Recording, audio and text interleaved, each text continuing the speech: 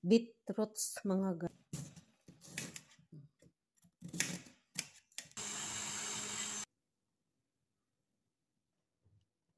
For iron deficiency mga guys, beetroots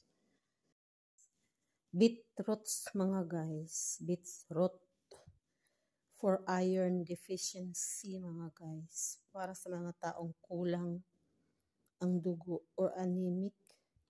Ito mga guys, lutuin ito mga guys at kainin. Pwede na ito mga guys kapag kulang ang iron sa katawan. Or i-shake sa blender. Lagyan ng milk, ganyan mga guys.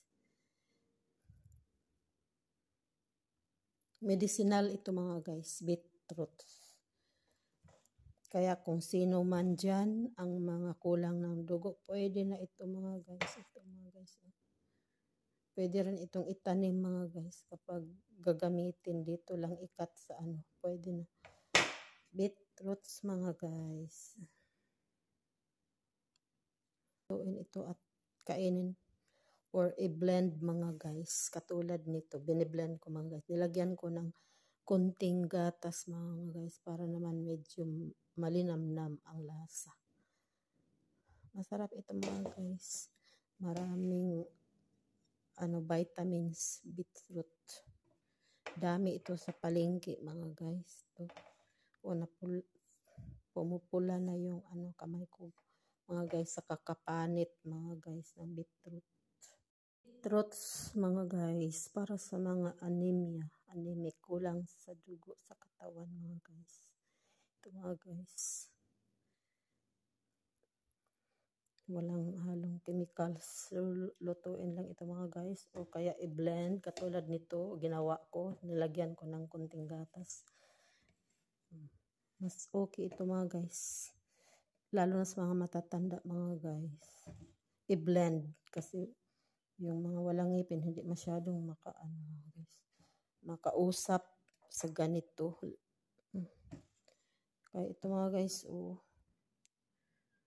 for iron deficiency mga guys. Beetroots. Like, share, and subscribe mga guys.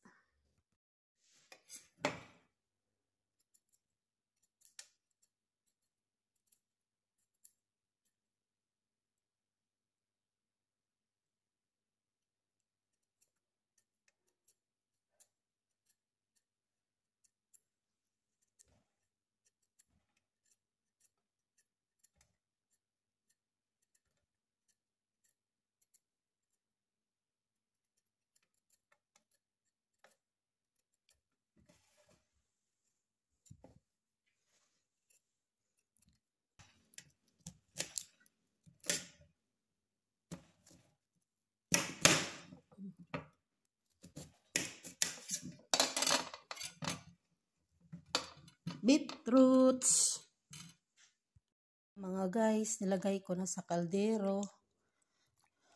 Latan ko na mga guys. Ito. Daming tubig mga guys. Kasi yung tubig, yung tubig gagamitin din. Iinumin din yun mga guys, yung tubig. Kaya ito na mga guys.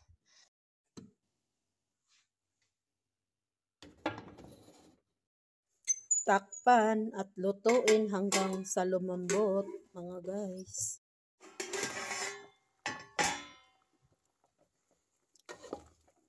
Luto na mga guys. Pwede na kainin mga guys. Ito yung sabaw. Hihigupin ko mga guys.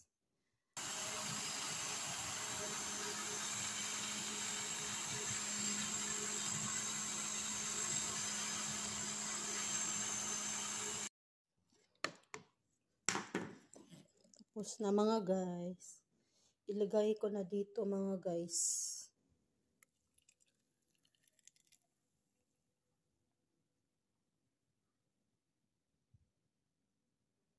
Tamang-tama, isang malaking, ito na mga guys,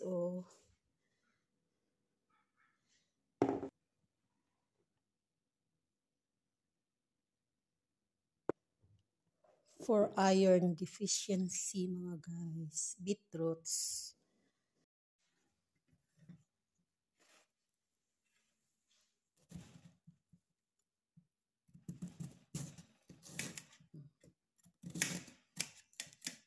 Hiniwa ko siya mga guys para madali malata. Hindi maubos ang mga guys, gasol. Baka mas lalo tayong ma-anemic dyan mga guys kapag ubos lahat, pati gasol. Ito na mga guys.